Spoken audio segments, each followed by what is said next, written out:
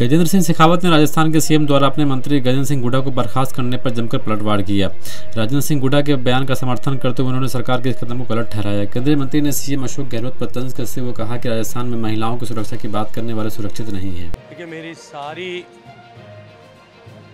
शुभकामनाएं और अभिनंदन और प्रशस्ति राजेंद्र सिंह जी हुड्डा के साथ में, क्योंकि उन्होंने साहस के साथ में हकीकत को बयान करने का काम किया। लेकिन इस साहस को और सच को गहलोत सरकार स्वीकार नहीं कर पाई और इस बात पर मुहर सरकार ने अनायास ही लगा दी कि राजस्थान में महिलाओं के सम्मान की बात करने वाला व्यक्ति, न तो राजस्थान में महिलाएं सुरक्षित है और न महिलाओं के सम्मान के लिए आवाज उठाने वाला व्यक्ति या मंत्री इस सरकार में सुरक्षित है। हमेशा आपको लगता है कि आज जो आवाज उठाई उसी का परिणाम है, क्योंकि इस प्रकार के विरोध? देखिए, निश्चित रूप से आज जो हुआ है, और मैं तो अभी मैंने आपसे के साथियों को कहा है कि मुझे लगता है कि डर लगता है कि अगली शायद तलवार उन विधायक महोदया पर चलने वाली है जिन्होंने अभी महिलाओं की सुरक्षित न होने का सत्य जो है वो मीडिया के सामने साहस के साथ में। राजस्थान के राज्य मंत्री राजेंद्र सिंह हुड्डा को मंत्री पद से बर्खास्त किए जाने के विरोध में भाजपा सांसद रविंद्र सिंह राठौड़ ने कहा कि हुड्डा को मंत्रिमंडल से इसलिए हटाया गया क्योंकि कांग्रेस सच्चाई बर्दाश्त नहीं कर सकती है। उन्होंने कहा कि राजस्थान के मंत्री ने विधानसभा के अंदर सच बोला। अशोक गहलोत को अन्य राज्यों की घटनाओं की आलोचना करने के बजाय अपने राज्य में हो रहे अपराधों पर गौर करना चाहिए। पिछले 3 वर्षों से राजस्थान महिलाओं के खिलाफ अपराधों में नंबर 1 पे है। राजस्थान के एक मंत्री ने, राजस्थान की कांग्रेस पार्टी के एक मंत्री ने आज सदन के अंदर एक सच्चाई बयां करी। उन्होंने कहा कि प्रदेश की सरकार को दूसरे प्रदेशों की तरफ न देखकर अपने गरेबा में झांकना चाहिए, क्योंकि राजस्थान के अंदर हर रोज 17 बहन बेटियों के साथ दुष्कर्म होता है और ये अपने आप में रिकॉर्ड है। पिछले 3 साल से राजस्थान पूरे देश के अंदर महिला दुष्कर्म के अंदर नंबर 1 स्थान पर है। ये सच्चाई है और ये मंत्री जी ने वहां पर सदन में बोला और उस कारण उनको बर्खास्त कर दिया गया, क्योंकि कांग्रेस की जो पार्टी है वो सच्चाई बर्दाश्त नहीं कर सकती। इस बात को उन्होंने बहुत लंबे समय से दबा के रखा हुआ था। आज जब पूरे देश के अंदर एक गुस्सा है मणिपुर का एक वीडियो देखकर, बिल्कुल सही बात है, होना भी चाहिए। चाहे महिला के साथ दुर्व्यवहार, दुष्कर्म तो बहुत दूर की बात है, दुर्व्यवहार भी कहीं पर भी हो, दुनिया के किसी कोने में हो, वहां की सत्ता, वहां की पुलिस।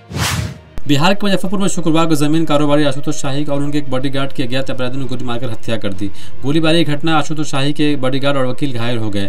घटना नगर थाना क्षेत्र के लकड़ी ढाई मोहल्ले की है। जानकारी के मुताबिक पहले से रेकी कर अपराधियों ने अधिवक्ता सैयद कासिम हसन उर्फ डॉलर वकील के साथ घर से निकलने के दौरान ही आशुतोष को गोली से भून डाला, जिससे आशुतोष की मौके पर ही मौत हो गई। वकील और उनके बॉडीगार्ड घायल हो गए। सूचना पाकर पहुंची नगर थाने की पुलिस ने घायलों को बैरिया के निजी अस्पताल में भर्ती कराया है। टाउन थाना के अंतर्गत अभी देर रात्रि में गोलीबारी घटना हुई है, जिसमें 5 लोगों को गोली लगी है।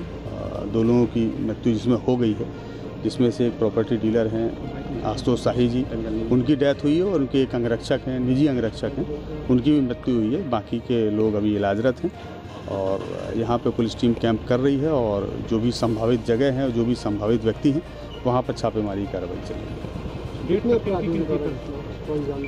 इसमें टोटल 4 लोगों की संलिप्तता का बात अभी तक सामने आया है, जिसमें 2 बाइक पे 4 अपराधकर्मी थे, जिसमें से 2 एक वकील साहब हैं, उनके घर के अंदर का एक घटनास्थल है। 2 लोग घर के अंदर प्रवेश किए थे और 2 लोग घर के बाहर थे। तो इन 4 लोगों की संलिप्तता अभी तक आ रही है। वेपन तो अभी तक पिस्टल की बात अभी तक आ रही है। जो भी खाली खोखे मिले हैं वो भी पिस्टल के ही मिले हैं और बाकी इसमें एफएसएल की टीम सुबह मुआयना करेगी। छत्तीसगढ़ के मुख्यमंत्री भूपेश बघेल ने आरोप लगाया कि राज्य में कई ईडी और आईटी के छापे पड़ रहे हैं, क्योंकि केंद्र सरकार छत्तीसगढ़ी खजाने अपने दोस्तों को देना चाहती है। सीएम बघेल ने कहा कि छत्तीसगढ़ एक छोटा राज्य है और सबसे ज्यादा आईटी और ईटी के छापे यहीं पड़े हैं। देखिए, जो आखिर छोटा राज्य है और सबसे ज़्यादा छापा यदि कहीं पड़ा है ईडी, आईटी, डीआरआई, तो उसका कारण यही है कि भाई संख्या बल तो हमारे 71 है। जिस प्रकार से महाराष्ट्र में, मध्य प्रदेश में या दूसरे राज्यों में तोड़ने का प्रयास किए, यहाँ तोड़ नहीं सकते। लेकिन फिर लगातार जो छापे डल रहे हैं और अभी भी है, उसका कारण मुझे जो समझ आ रहा है वो यही है कि जो उनके मित्र हैं उसको छत्तीसगढ़ के खजानों पर निगाह है, चाहे कोयला का हो चाहे लोहा, वो नहीं सरकार, कांग्रेस सरकार है, वो बीच में है। बीच में होने के कारण से क्योंकि छत्तीसगढ़ के वन संपदा, छत्तीसगढ़ के प्राकृतिक संपदा और यहाँ के जो खनिज संपदा है। लोकसभा चुनाव से पहले वोटों की गिनती सही करने में सभी पार्टियां जुटी हुई हैं। जाति की राजनीति करने वाली पार्टियां अपनी वोट बैंक को बनाए रखना चाहती है। निषाद आरक्षण की मांग को लेकर निषाद पार्टी का गठन हुआ था। कैबिनेट मंत्री संजय निषाद खुद को निषादों का सबसे बड़ा हितैषी बताते हैं। गोरखपुर के सर्किट हाउस में शुक्रवार को निषाद पार्टी के राष्ट्रीय अध्यक्ष ने अपने खून से एक पत्र लिखा, अपने कार्यकर्ताओं से भाजपा को वोट देने की अपील की। इस पत्र में उन्होंने लिखा कि उनके शरीर का खून और जीवन का एक बूंद समाज को समर्पित है। मोदी जी को 2024 में फिर से प्रधानमंत्री बनाना है। समाज ने हमारे ऊपर भरोसा किया, हमें अपना वकील नियुक्त किया और गोरखपुर का एक लाल इस लायक बनाया उन्होंने कि देश के सुप्रीमो, दुनिया के यशस्वी प्रधानमंत्री के पास दर्जनों बार वकालत करने का अवसर मिला। तो मेरे ज़िंदगी का एक एक क्षण और मेरे इस शरीर का एक एक कण, मेरे ज़िंदगी के एक एक क्षण इस समाज के लिए समर्पित है। मैं खून से लिखा पत्र इसलिए लिखा कि मेरे समाज ने खून दिया है देश को आज़ादी के लिए। देश आज़ाद हुआ, पिछली सरकारों ने उजाड़ा, अंग्रेजों ने उजाड़ा। मोदी जी ने 26,000 करोड़ रुपया दिया। मोदी जी ने आपको मछुआरा। राजधानी दिल्ली में यमुना का जलस्तर एक बार फिर से खतरे के निशान के ऊपर पहुंच गया है। शुक्रवार की रात यमुना का जलस्तर 205.48 मीटर रिकॉर्ड किया गया। बता दें कि पुराने रेलवे पुल के पास खतरे का निशान 205.33 मीटर है। ऐसे में दिल्ली में एक बार फिर बाढ़ का खतरा मंडाने लगा है। जल आयोग के पहले ही यमुना के जलस्तर में बढ़ोतरी का अनुमान व्यक्त किया था। उसके बाद दिल्ली सरकार ने अधिकारियों को बाढ़ संभावित क्षेत्रों पर नजर रखने का निर्देश दिया है। साथ ही जरूरत पड़ने पर लोगों को सुरक्षित स्थानों पर पहुंचाने का इंतजाम करने का भी हिदायत दिया है। पानी के फिर से आ गया है और बाढ़ फिर आई। फिर आप लोग क्या करेंगे? अब क्या करेंगे, घर जाएंगे, कहूँ न कहूँ ठिकानों करेंगे। बच्चे स्कूल जाते हैं यहाँ पे? हैं, स्कूल जाते हैं बच्चे। आप लोग काम क्या करते हैं यहाँ पे? आपका तो काम बंद हो गया होगा सब। खेती करते हैं, चली गई खेती। फिर क्या करेंगे? अभी क्या करते हैं खाने पीने के लिए? अब क्या करेंगे, कुछ ना करेंगे। अब तो बैठे हैं, चलूँगा। जब काम मिलेगा तब करेंगे। काम मिलेगा तो करेंगे। और कैसे घर कैसे चलता होगा आपका? कुछ तो खर्च होते होंगे, बाटा की खाना देता है, पानी देता है, लेकिन कुछ तो खर्च होता होगा आप लोगों का खुद का भी। अब कैसे हो, जैसे कर पाए। तैयार की जा रही है। साथ ही बादल फटने की वजह से स्कूलों में छुट्टी घोषित कर दी गई है। मौसम विभाग ने अगले 24 घंटे में देहरादून, उत्तराकाशी, टिहरी, पौड़ी और नैनीताल में बारिश की चेतावनी जारी की है और साथ ही SDRA और फायर ब्रिगेड की टीमें तैनाती कर दी गई है।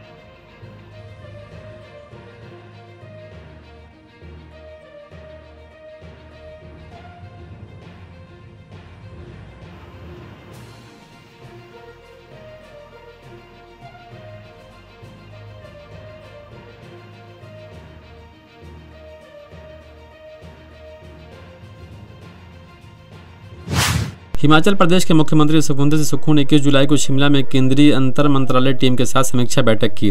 हाल में हुए भूस्खलन और बाढ़ से नुकसान और क्षति का आकलन करने के लिए केंद्रीय टीम हिमाचल प्रदेश पहुंची है। 8 लोगों की टीम को 2 भागों में बांटा गया, जिसमें एक टीम कुल्लू मनाली क्षेत्र का दौरा करेगी तो वहीं दूसरी टीम शिमला किन्नौर क्षेत्र का दौरा करेगी। वे नुकसान और क्षति का आकलन करेंगे और सरकार को सूचित करेंगे। जो फिर आगे की कार्रवाई होगी वो उसको पूरा करेंगे।